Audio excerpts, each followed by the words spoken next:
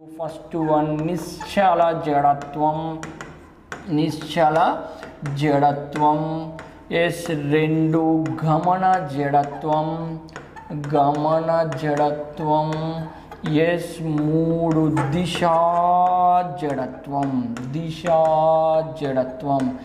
Yes Newton మొదటి గమన నియమాన్ని జడత్వ నియమం అంటున్నాం. మార్పును అంగీకరించని దానిని జడత్వం అంటున్నాం. జడత్వం దేనిపై ఆధారపడుతుంది? ద్రవ్యరాశిపై ఆధారపడుతుంది. ద్రవ్యరాశి పెరిగితే జడత్వం పెరుగుతుంది, ద్రవ్యరాశి తగ్గితే జడత్వం తగ్గుతుంది. మరి జడత్వ నియమాలను మూడు రకాలుగా డివైడ్ చేసిన నిశ్చల జడత్వం, గమన జడత్వం, దిశా జడత్వం. మరి నిశ్చల జడత్వం అంటే ఏంటి? నిశ్చల స్థితిలో ఉన్న వస్తువు తన యొక్క స్థితిని మార్చుకోలేని దానిని, మార్చుకోలేని ఆసక్తను ఏమంటున్నాం? నిశ్చల జడత్వం అంటున్నాం. ఏమంటున్నాం? నిశ్చల స్థితిలో ఉన్న వస్తువు తన యొక్క స్థితిని మార్చుకోలేని పరిస్థితిని ఏమంటున్నాం? నిశ్చల జడత్వం అంటున్నాం. ఫర్ ఎగ్జాంపుల్, నువ్వు ఈ విధంగా నిలబడి ఉన్నావు. నీకు నీవుగా నిశ్చల స్థితిలో ఉన్న నీ పొజిషన్ను మార్చుకోలేకపోతే దాన్ని మనం ఏమనాలి? నిశ్చల జడత్వం అనాలి. మరి దీనికి సంబంధించిన బెస్ట్ ఎగ్జాంపుల్ నేను ఎక్స్ప్లెయిన్ చేస్తాను. బెస్ట్ ఎగ్జాంపుల్ ఏంటంటే, నువ్వు ఒక బస్సు ప్రయాణంలో ఉన్నావు. ఎక్కడ ఉన్నావు? బస్సు ప్రయాణంలో ఉన్నావు. ఇక్కడ బస్సు ప్రయాణంలో ఏం చేసినావు? నువ్వు ఇక్కడ సింపుల్గా నిలబడి ఉన్నావు. ఎస్, బస్సు ఇంకా అప్పటికి స్టార్ట్ కాలేదు, బస్ స్టాప్లోనే ఉంది, నీకు సీట్ దొరకలేదు. నువ్వు నిలబడి స్మార్ట్ ఫోన్ పట్టుకొని బిజీ ఉన్నావు, ఏవో వీడియోస్ పాటలో ఎవరితో చాటింగ్ చేసుకుంటా నిలబడి ఉన్నావు. అప్పుడు ఏమైంది? డ్రైవర్ వచ్చి బస్సును సడన్గా స్టార్ట్ చేసిండు. బస్సును సడన్గా స్టార్ట్ చేసినప్పుడు బస్సు ఎటువైపు కదులుతుంది? బస్సు ముందు వైపుకు కదులుతుంది. బస్సు ముందు వైపుకు కదులుతుంది. మరి నువ్వు ఏ వైపుకు పడిపోతావు? ముందు పడిపోతావా, వెనకకు పడిపోతావా? జస్ట్ మీ యొక్క జర్నీలో ఈ ఎక్స్పీరియన్స్ చాలాసార్లు జరిగింది. నువ్వు సీట్లలో కూర్చున్నప్పుడు కానీ, నిల్చున్నప్పుడు కానీ డ్రైవర్ సడన్గా బస్సును స్టార్ట్ చేసిందనుకో, డ్రైవర్ సడన్గా బస్సును స్టార్ట్ చేస్తే బస్సు ముందుకు కదులుతుంది, నీవు వెనక పడిపోతావు.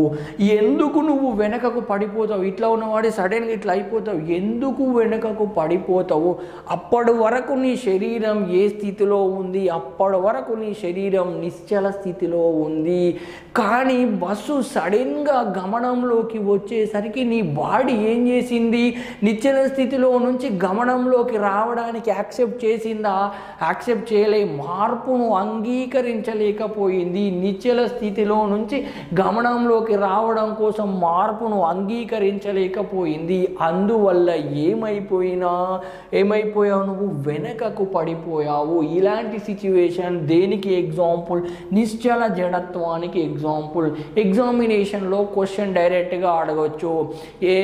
నీవు బస్సులో నిశ్చల స్థితిలో ఉన్నప్పుడు బస్సు అనుకోకుండా ఒకేసారి ముందుకు కదిలితే నీవు వెనకకు పడిపోవడానికి కారణం ఏ జడత్వం? నిశ్చల జడత్వం అనేది కారణం. అంటే నిశ్చల స్థితిలో ఉన్న వస్తువు తన మార్పును మార్చుకోవడానికి అంగీకరించట్లేదు. Not accepting the change. నిశ్చల స్థితి నుంచి ఇంకో స్థితిలోకి పోవడానికి యాక్సెప్ట్ చేయట్లేదు. ఇలాంటి దాన్ని ఎగ్జాంపుల్ దేనికి తీసుకోవచ్చు? నిశ్చల జడత్వానికి తీసుకోవడానికి అవకాశం అనేది మనకి ఇక్కడ ఉంది. అదేవిధంగా గమన జడత్వం అంటే ఏంటి? గమనంలో ఉన్న వస్తువు తన గమన స్థితిని మార్చుకోలేని దానిని, మార్చుకోలేని పరిస్థితిని, గమనంలో ఉన్న వస్తువు తన గమన స్థితిని మార్చుకోలేని పరిస్థితిని మనం ఏమంటున్నాం? గమన జడత్వం అంటున్నాం. ఏమంటున్నాం? గమన జడత్వం అంటున్నాం. ఇక్కడ ఒక ఎగ్జాంపుల్ చూద్దాం. సేమ్ ఆల్రెడీ ఇక్కడ సిచ్యువేషన్లో నువ్వు వెనకకు పడిపోయినావు, డ్రైవర్ని దిచ్చుకున్నావు. ఓకే, నువ్వు ఇప్పుడు ప్రయాణంలో ఉన్నావు. బస్సు 60 km/h వేగంతో కదులుతుంది. నీవు నిలబడి ఉన్నావు, ఇట్లా ఒకదాన్ని పట్టుకొని నిలబడి ఉన్నావు. ఫర్ ఎగ్జాంపుల్ ఈ విధంగా ఒకదాన్ని పట్టుకొని ఇట్లా బస్సులో పట్టుకొని నిలబడి ఉన్నావు. ఒక పక్కనేమో స్మార్ట్ ఫోన్ ఉంది, ఒక చెయ్యి ఏమో పైన పట్టుకున్నావు. బస్సు 60 km/h వేగంతో కదులుతూ ఉంది. అయితే వెళ్ళగా సడన్గా బస్సులో డ్రైవర్ ఏం చేసిండు, బ్రేక్ వేసిండు. బ్రేక్ వేసినప్పుడు బస్సు యొక్క వేగం తగ్గిపోతుంది, బస్సు ఆగిపోతుంది. బస్సు సడన్గా ఆగినప్పుడు నీ పరిస్థితి ఏ విధంగా ఉంటుంది? నువ్వు ముందుకు పడతావా, వెనుకకు పడతావా? డ్రైవర్ సడన్గా బ్రేక్స్ అప్లై చేసినప్పుడు నువ్వు 100% ముందుకే పడిపోతావు. బస్సు ఆగిపోతుంది కానీ నీవు ముందుకు పడిపోతావు. ఎందుకు నువ్వు ముందుకు పడిపోతావు? అప్పటి వరకు నీ బాడీ గమనంలో ఉంది. అప్పటి వరకు నీ బాడీ ఎట్లా ఉంది? గమనంలో ఉంది. బస్సుతో పాటు నీ బాడీ ప్రయాణిస్తూ ఉంది, గమనంలో ఉంది. కానీ సడన్గా బ్రేక్స్ పడగానే ఏమైపోతుంది? నీ బాడీ అప్పటి వరకు గమనంలో ఉండడం వల్ల నువ్వు ఇంకా ముందు కదిలిపోతావు, ముందుకు పడిపోతావు. అంటే మార్పును అంగీకరిస్తుందా, అంగీకరిస్తలేదు. అప్పటి వరకు గమనంలో ఉన్న బస్సు విరామ స్థితిలోకి రావడం కోసం ప్రయత్నం చేసింది, కానీ నీ శరీరం సడన్గా యాక్సెప్ట్ చేసిందా? యాక్సెప్ట్ చేయదు. అందుకోసం ఏమవుతుంది? నీవు ముందుకు పడిపోయే అవకాశాలు అనేవి కనబడతాయి. ఇలాంటి సిచ్యువేషన్ ఎగ్జాంపుల్ దేనికి? గమన జడత్వానికి ఎగ్జాంపుల్ అండి. అదేవిధంగా దిశా జడత్వం. ఇదే బస్సు ప్రయాణంలో ఉన్న బస్సు వంపు మార్గాల్లో ప్రయాణిస్తున్నప్పుడు బస్సు కుడివైపు మలిగితే నీవు ఎడమవైపు పడతావు, బస్సు ఎడమవైపు మలిగితే నీవు కుడివైపు బెండ్ అవుతావు. నువ్వు ఎప్పుడైనా వంపు మార్గాల్లో గమనించు, బస్సు కుడివైపు మలుగుతుందంటే నీ బాడీ ఎడమవైపుకు వస్తుంది, బస్సు ఎడమవైపు వంగితే నీ బాడీ కుడివైపుకు అనేది రావడం జరుగుతుంది. ఎందుకోసం? ఇక్కడ వస్తువు తన దిశను మార్చుకోలేని స్థితిని, ఇక్కడ కూడా వస్తువు తన దిశను మార్చుకోలేని స్థితిని ఏమంటున్నాం? దిశా జడత్వం అంటున్నాం. ఎగ్జామినేషన్లో క్వశ్చను, బస్సు ప్రయాణ మార్గంలో బస్సు కుడివైపు మలిగితే నీవు ఎడమవైపు పడిపోతావు. ఇది ఏ జడత్వానికి ఉదాహరణ? దిశా జడత్వానికి ఉదాహరణగా తీసుకోవచ్చు. ఏ జడత్వానికి ఉదాహరణ? దిశా జడత్వానికి ఉదాహరణగా తీసుకోవచ్చు. సో నిశ్చల జడత్వం, గమన జడత్వం, దిశా జడత్వం. నిశ్చల స్థితిలో ఉన్న వస్తువు తన యొక్క స్థితిని మార్చుకోకపోతే నిశ్చల జడత్వానికి ఎగ్జాంపుల్. గమనంలో ఉన్న వస్తువు తన గమన స్థితిని మార్చుకోలేకపోతే అది గమన జడత్వానికి ఎగ్జాంపుల్. మరి ఇక్కడ ప్రయాణ మార్గంలో దిశలను కూడా మార్చుకోవడానికి యాక్సెప్ట్ చేయకపోతే అది దిశా జడత్వానికి ఎగ్జాంపుల్. ఇక్కడ నేను ఒక జనరల్ క్వశ్చన్ని ఫ్రేమ్ చేస్తా. నీవు ఫస్ట్ టైం హైదరాబాద్ వెళ్ళినావు, సిటీ బస్సులు ఎక్కాలి, దిగాలి. సిటీ బస్సులు ఎట్లా అంటే బస్సు రన్నింగ్లోనే ఉంటుంది, నువ్వు కంపల్సరీ దిగాల్సిన అవసరం వస్తుంది. దిగాల్సిన స్టాప్ దగ్గర నీ కోసం బస్సు అనేది ఆపడు. మరి నువ్వు బస్సు రన్నింగ్లోనే ఉన్నప్పుడు నువ్వు సడన్గా దిగినప్పుడు ఏం చేయాలి? దిగగానే కొంచెం దూరం ప్రయాణించాలి. ఎందుకు దిగగానే కొంచెం దూరం ప్రయాణించాలి, కొంచెం దూరం పరిగెత్తాలి? ఎందుకు పరిగెత్తాలి? పరిగెత్తకపోతే ఏమవుతుంది అంటే బస్సు రన్నింగ్లో ఉన్నప్పుడు నీ శరీరం కూడా గమనంలోనే ఉంది, కానీ బస్సు దిగగానే ఆగిపోతా అంటే కింద పడిపోతావు. నీ బాడీ మార్పును అంగీకరించదు. అందుకోసమే కొంత దూరం నువ్వేం చేయాలి? బస్సు దిగగానే పరిగెత్తాలి. సిటీ బస్సులో నుంచి బస్సు దిగే వ్యక్తి కొద్ది దూరం పరిగెత్తాలి. ఎందుకు పరిగెత్తాలి? ఇక్కడ ఉన్నదానికి ఈ జడత్వ నియమాలకు సంబంధించింది, మార్పును అంగీకరించదు. అది గమన జడత్వానికి ఎగ్జాంపుల్గా మనం తీసుకోవచ్చు. అప్పటి వరకు నీ బాడీ గమనంలోనే ఉంది, కానీ సడన్గా నిశ్చల స్థితిలోకి రావాలంటే యాక్సెప్ట్ చేయదు. అందుకోసం బస్సు దిగగానే నువ్వేం చేయాలి? కొద్ది దూరం పరిగెత్తాలి. ఇది అంతా కూడా ఈ నిశ్చల జడత్వం సంబంధించిన ఎగ్జాంపుల్ కానీ, గమన జడత్వానికి సంబంధించిన ఎగ్జాంపుల్ కానీ, దిశా జడత్వానికి సంబంధించిన ఎగ్జాంపుల్ కానీ ఏ క్వశ్చన్ వచ్చినా అది న్యూటన్ ఎన్నవ గమన నియమం ప్రకారం పనిచేస్తుంది.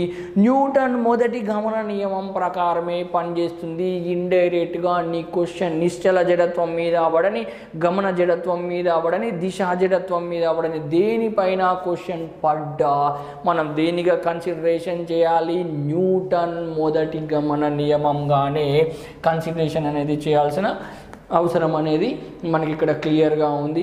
మరి నెక్స్ట్ న్యూటన్ రెండవ గమన నియమం, న్యూటన్ రెండవ గమన నియమం, న్యూటన్ రెండవ గమన నియమం.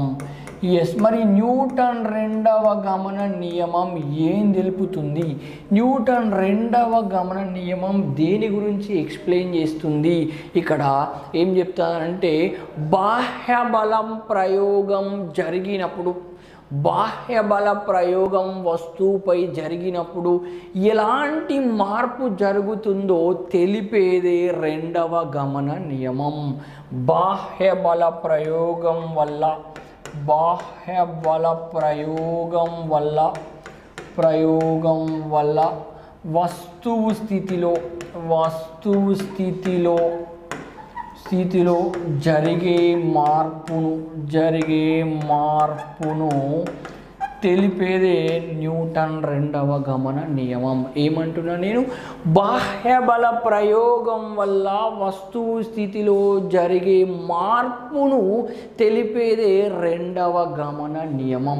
మరి మొదటి గమన నియమం ఏంటి? బాహ్య బల ప్రయోగం లేనంత వరకు నిశ్చల స్థితిలో ఉంది, నిశ్చల స్థితిలోనే ఉంటుంది, సమవేగంతో వెళ్ళేది సమవేగంతోనే వెళ్తుంది. కానీ ఇక్కడ రెండవ గమన నియమం ఏమని చెప్తున్నాం? బాహ్య బల ప్రయోగం జరిగితే ఏమవుతుందో తెలిపేదే రెండవ గమన నియమం. మరి ఇది ఒక వస్తువు, ఇది ఒక బస్సు. ఫర్ ఎగ్జాంపుల్ దీనిపైన 100 న్యూటన్ల బాహ్య బల ప్రయోగం అనేది జరిగింది. వెనుక నుంచి 100 న్యూటన్ల బాహ్య బల ప్రయోగం అనేది ఎక్కడ జరిగింది? ఈ బస్సు పైన జరిగింది. అప్పుడు ఏమవుతుంది? ఎస్, నిశ్చల స్థితిలో ఉన్న వస్తువు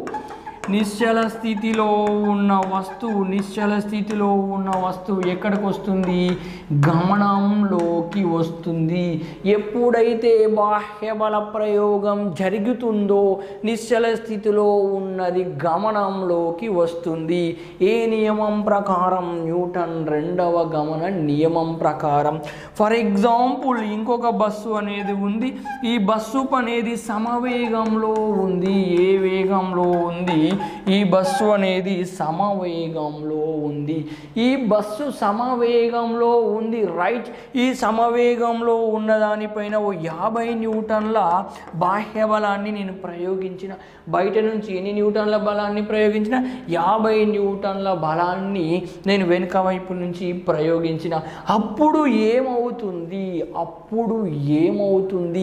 ఈ సమవేగంలో మార్పు అనేది జరుగుతుంది.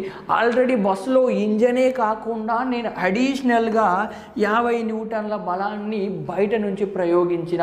వెనక నుంచి ఏదైనా వెహికల్తో గుద్దడం కానీ, లేదా ముందు నుంచి ఏదైనా వెహికల్తో గుద్దడం కానీ ఈ బస్సును చేస్తే అప్పుడు దీని యొక్క సమవేగంలో ఏమవుతుంది?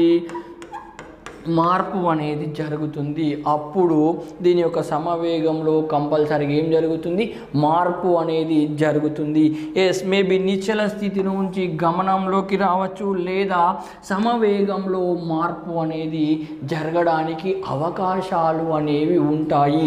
ఏ గమన నియమం ప్రకారం? న్యూటన్ రెండవ గమన నియమం ప్రకారం.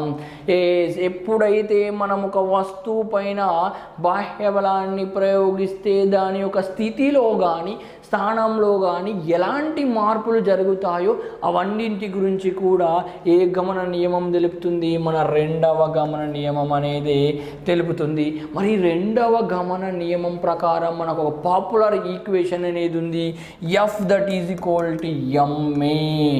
F that is equal to ఏంటి? ఎంఏ. మోస్ట్ ఇంపార్టెంట్ ఈక్వేషన్ ఇది మనం గుర్తుపెట్టుకోవాలి. F that is equal to MA.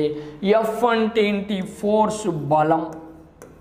ఎం అంటే ఏంటి? ద్రవ్యరాశి. ఎం అంటే ద్రవ్యరాశి. ఎం అంటే ఏంటి? ద్రవ్యరాశి. ఏ అంటే ఏంటి? త్వరణము. ఏ అంటే త్వరణము. యాక్సిలరేషన్. ఎఫ్ అంటే బలము, ఫోర్స్. ఎం అంటే ద్రవ్యరాశి. ఏ అంటే ఏంటి? యాక్సిలరేషన్, త్వరణం అనే విషయాలను గుర్తుపెట్టుకోవాలి. బలం కావాలంటే మాస్ ఇంటూ యాక్సిలరేషన్ అనే దాన్ని మల్టిప్లై చేసి గుర్తుపెట్టుకోవచ్చు. ఒకవేళ ఎగ్జామినేషన్లో నీకు 5 న్యూటన్స్ బలం ఇచ్చిండు, 5 kgs ద్రవ్యరాశి ఇచ్చిండు, అయినా దాని యాక్సిలరేషన్ ఎంత అని క్వశ్చన్ ఇచ్చిండు. యాక్సిలరేషన్ ఎంత అని క్వశ్చన్ ఇచ్చిండు. వీటిని సబ్స్టిట్యూట్ చేసుకుంటే మనకు అయిపోతుంది కదా. దేంట్లో సబ్స్టిట్యూట్ చేసుకోవాలి? If that is equal to ఎంఏలో సబ్స్టిట్యూట్ చేసుకున్నాం అనుకో అయిపోతుంది. ఫోర్స్ 5 న్యూటన్స్ ఇచ్చిండు, ద్రవ్యరాశి 5 kgs ఇచ్చిండు, యాక్సిలరేషన్ని ఫైండ్ అవుట్ చేయమని చెప్పిండు. వాటిని అక్కడ సబ్స్టిట్యూట్ చేస్తే మనకేమవుతుంది? ఆన్సర్ అనేది ఈజీగా వస్తుంది. 5 that is equal to 5 into A that is equal to 5/5 అయితే ఏమవుతుంది? 1 అవుతుంది.